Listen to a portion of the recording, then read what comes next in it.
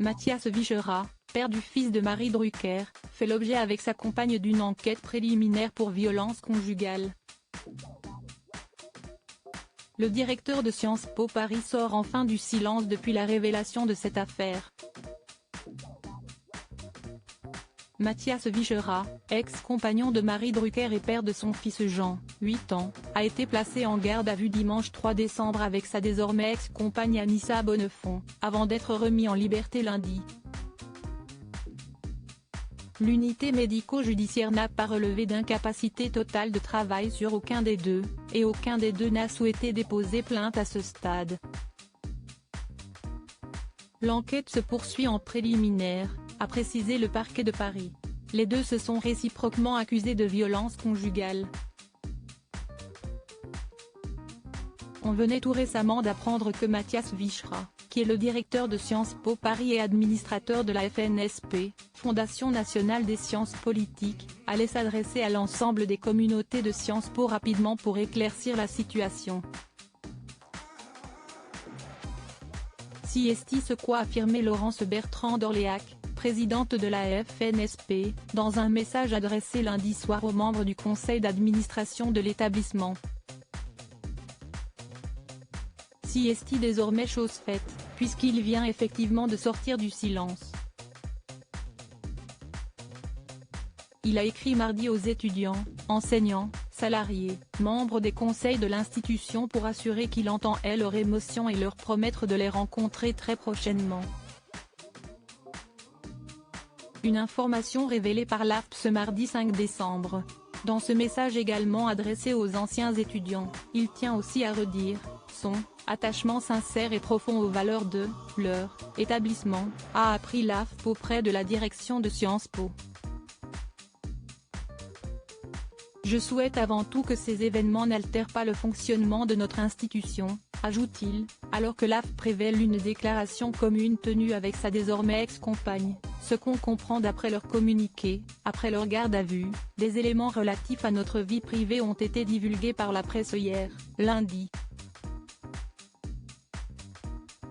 Les ruptures sont rarement évidentes et ne devraient en aucune manière faire l'objet de communication dans les médias et les réseaux sociaux. Un devoir d'exemplarité pour rappel, cette affaire divulguée par l'AFP lundi 4 décembre a fait l'effet d'une bombe.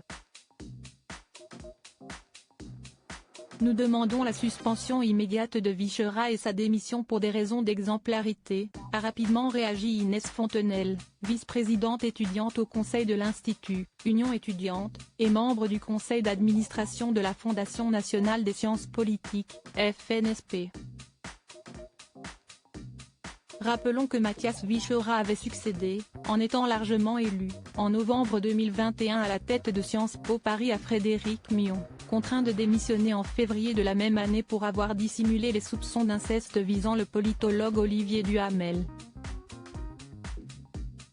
Une affaire qu'Inès Fontenelle et les élèves de l'établissement n'oublient pas. On attend bien sûr d'avoir des éléments supplémentaires, mais on ne peut pas fermer les yeux sur ce sujet.